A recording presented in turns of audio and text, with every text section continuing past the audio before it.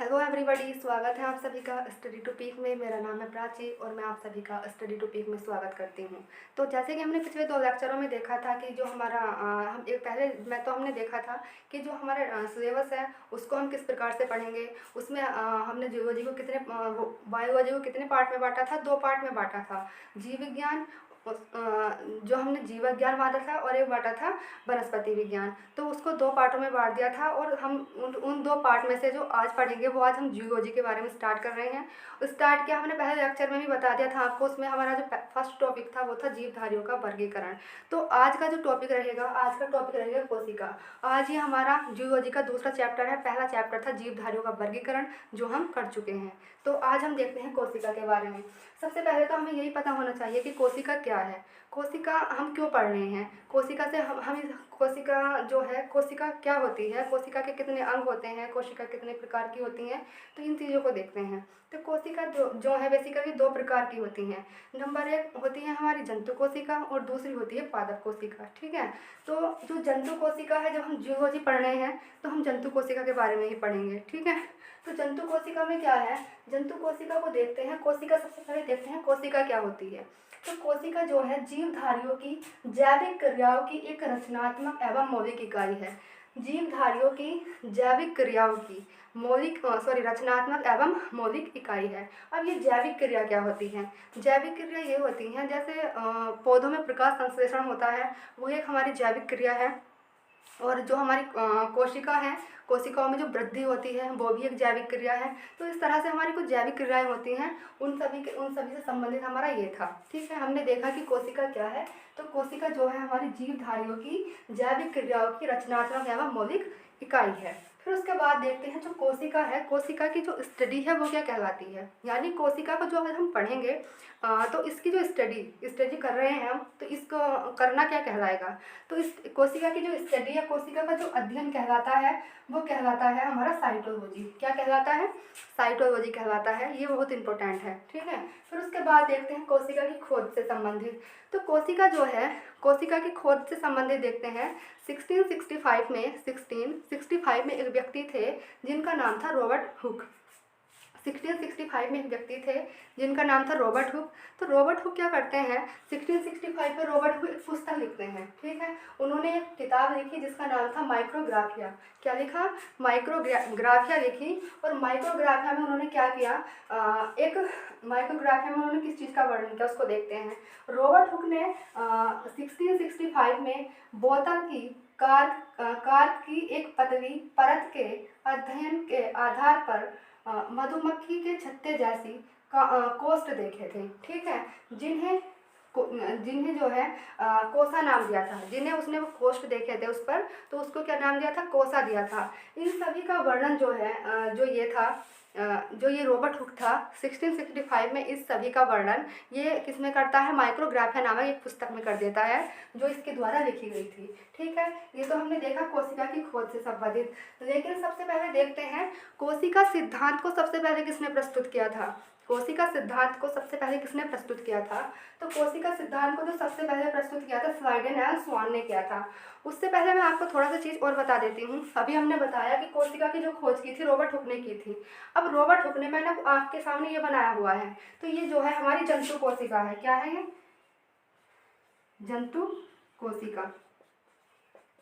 ये हमारी क्या है? जंतु कोशिका है। और जंतु कोशिका जो है, जो मैंने आपके सामने बनाई हुई है, ये आकार किसने दिया था कोशिका को? तो कोशिका इस आकार की है। ये सब चीज़ें जो बताई थी रॉबर्ट ब्राउन ने बताई थी। ठीक है। रॉबर्ट हुक ने बताई थी 1665 में। तो रॉबर्ट हुक क्या बताते हैं, जो मैंने आपके सामने ये बनाया हुआ है ना, तो ये जो है एक जंतु कोशिका है। और इस सभी का जो आकार बताया था रॉबर्ट हुक ने बताया था। ठीक है। लेकिन फिर उसके बाद एक व्यक्ति आते हैं जिनका नाम था एंटोनी वॉन लीeuwenhoek। तो एंटोनी वॉन लीeuwenhoek क्या करते हैं, जो ये कोशिका थी ना, जो ये रॉबर्ट हुक के द्वारा बताई गई थी, ये कोशिका है। रॉबर्ट हुक के द्वारा ये बताया गया था कि ये कोशिका है और जंतु कोशिका है। लेकिन फिर उसके बाद एक व्यक्ति आते हैं लीeuwenhoek। तो लीeuwenhoek क्या बताते हैं कि जो ये कोशिका है ना, जो रॉबर्ट ब्राउन के द्वारा खोजी गई है, ये कोशिका जो है ये एक जीवित कोशिका है। ठीक है। तो यहाँ से ये क्वेश्चन बनेगा कि जीवित कोशिका की खोज किसने की थी? तो जीवित कोशिका की खोज जो की थी एंटोनी वॉन लीवनहॉक ने की थी। ठीक है। अगर जो आपके सामने डायग्राम बनाया हुआ है जो है जंतु कोशिका का, तो जंतु कोशिका का जो डायग्राम है ये जो है, अगर आपने इस वीडियो को सही से देख लिया, इस डायग्राम को जिस तरह से मैं बताऊंगी आपने यदि इसको फॉलो कर लिया, तो आपका जो भी कोशिका से क्वेश्चन बनते हैं वो एग्जाम में एक भी क्वेश्चन गलत नहीं होगा। ठीक है। तो सबसे पहले देखते हैं हमने देखा कि इसको कोशिका को आकार किसने दिया? रॉबर्ट हुक ने दिया। अब उसके बाद बात करते हैं, ये कोशिका है, इस कोशिका को जीवित किसने बताया? जीवित जो बताया था वो बताया था एंटोनी वॉन लीवनहॉक ने। एंटोनी वॉन लीवनहॉक क्या करते हैं, जो ये कोशिका थी रॉबर्ट हुक के द्वारा खोजी गई थी, इसको जीवित बता देते हैं। लेकिन फिर उसके बाद एक व्यक्ति आता है रॉबर्ट ब्राउन। तो रॉबर्ट ब्राउन आता है, रॉबर्ट ब्राउन जो था हमारा एक व्यक्ति आता है रॉबर्ट ब्राउन 1831 में। 1831 में ये व्यक्ति आता है और ये व्यक्ति कहता है कि जो ये कोशिका आपने खोज तो दी है, एंटोनी वॉन लीवनहॉक ने जीवित बता दी थी, लेकिन ये क्या करता है रॉबर्ट ब्राउन, ये बताता है कि ये कोशिका आपने खोज दी, लेकिन जो ये कोशिका है, कोशिका रुकी किस चीज़ पे हुए हैं? रुकी किस चीज़ पे हुए हैं? तो इसने जो बताया था कोशिका में, बताया था कि कोशिका में एक सेंटर होता है, कोशिका में एक क्या होता है? केंद्रक होता है। ठीक है। तो अब यहाँ से क्वेश्चन बनेगा कि जो ये कोशिका है, कोशिका में केंद्रक की खोज किसने की थी? कोशिका में केंद्रक की खोज किसने की थी? तो कोशिका में केंद्रक की जो खोज की गई थी रॉबर्ट ब्राउन के द्वारा की गई थी। कब की थी? 1831 में रॉबर्ट ब्राउन के द्वारा। कोशिका से जो रॉबर्ट ब्राउन आया था, रॉबर्ट ब्राउन ने कहा कि कोशिका जिस चीज़ पर रुकी हुई है उसमें एक बिंदु भी है जिस चीज़ पर कोशिका रुकी हुई है, और उस बिंदु को इसने क्या नाम दिया? केंद्रक नाम दिया। ठीक है, सेंटर नाम दिया। लेकिन फिर उसके बाद जो था एक व्यक्ति आता है जिसका नाम था डुजार्डिन। जिसका नाम क्या था? डुजार्डिन था। ये आता है 1839 को। ठीक है। 1839 में एक व्यक्ति आता है जिसका नाम था डुजार्डिन। उसने क्या कहा, ये केंद्र की खोज तो रॉबर्ट ब्राउन ने कर दी, लेकिन ये डुजार्डिन क्या कहता है, ये कोशिका जो है इसमें थोड़ा सा इस तरह से कुछ पानी सा भरा हुआ है, कुछ लिक्विड पदार्थ है। ठीक है, कुछ लिक्विड पदार्थ है जो कोशिका में कुछ लिक्विड पदार्थ भरा हुआ है। तो इस लिक्विड पदार्थ को क्या नाम दिया?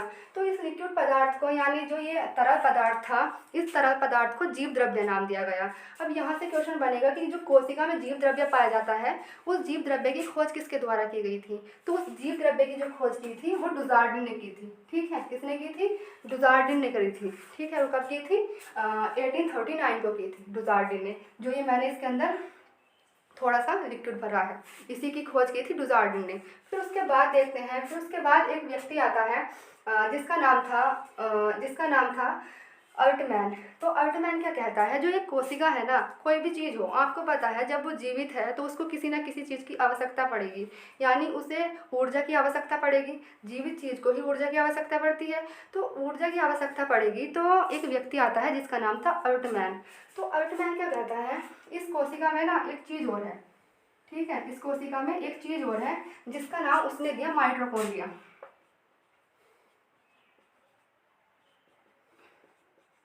माइटोकॉन्ड्रिया। इसने कहा इस कोशिका में एक चीज़ और है जो इस कोशिका को ऊर्जा देती है या इस कोशिका को एनर्जी प्रदान करती है। तो उस जिस चीज़ को जो चीज़ इसे एनर्जी प्रदान करती है उसका नाम है माइटोकॉन्ड्रिया। तो ये किसने बताया था? ये बताया था अल्टमैन ने। अल्टमैन ने बताया कि इसके अंदर एक ऐसी चीज़ है जो इसे ऊर्जा प्रदान कर रही है, लेकिन अल्टमैन ने इसका नाम नहीं बताया था कि इसका नाम क्या। तो अल्टमैन ने इसका नाम नहीं दिया था, लेकिन नाम जो देता है वो एक व्यक्ति आता है जिसका नाम था बेंडा।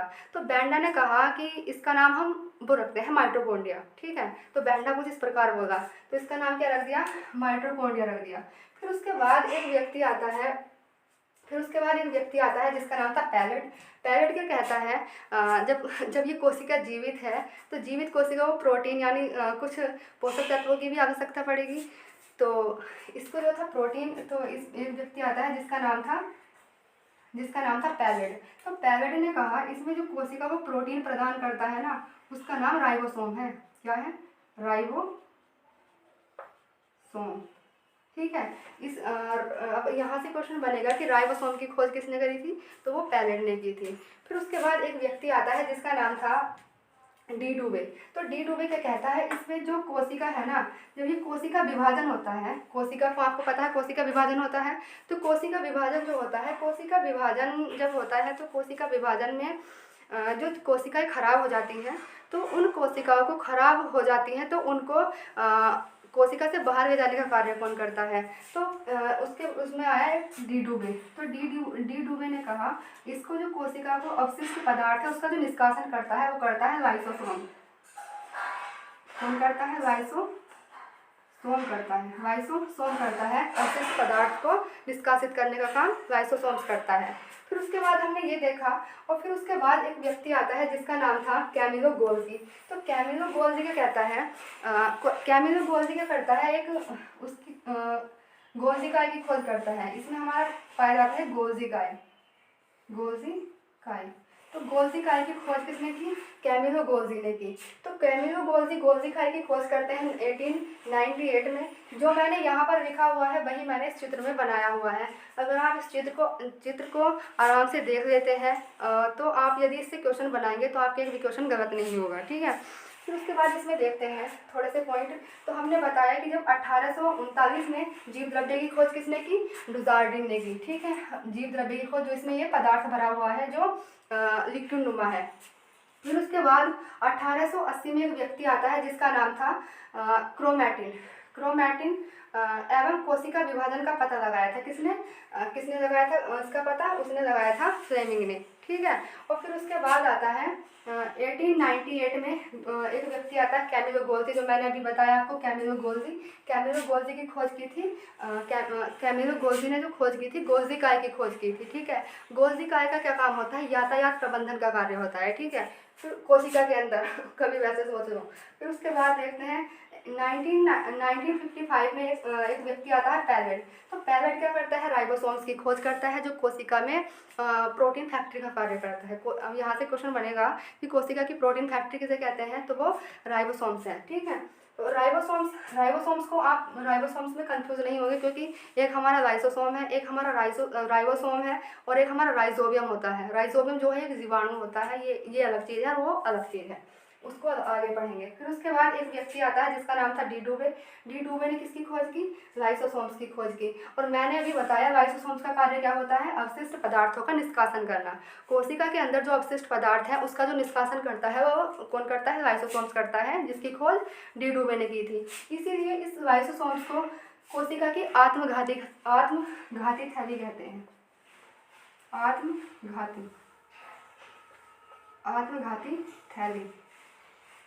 आत्मघाती थैली किसे कहते हैं? आत्मघाती थैली कहते हैं लाइसोसोम्स को। अब यहाँ से आत्महत्या से आप याद रख सकते हो, यहाँ क्या है? डी डुबे, यानी डूब के मर गया, ठीक है। तो यहाँ से आप इसको रिलेट कर सकते हो, आत्मघाती थैली कहते हैं, ठीक है। फिर उसके बाद है 1990 में माइटोकॉन्ड्रिया की खोज अल्टमैन ने करी थी और इसका नामकरण बैंडा ने किया था। आज तो हमने इसको शॉर्ट फॉर्म में चित्र के माध्यम से देखा है, लेकिन कल को जो हम आने वाला जो वीडियो होगा उसमें हम देखेंगे इसकी डिटेल और अंदर तक इसकी डिटेल को देखेंगे। तो आज के लिए इतना ही। Thank you.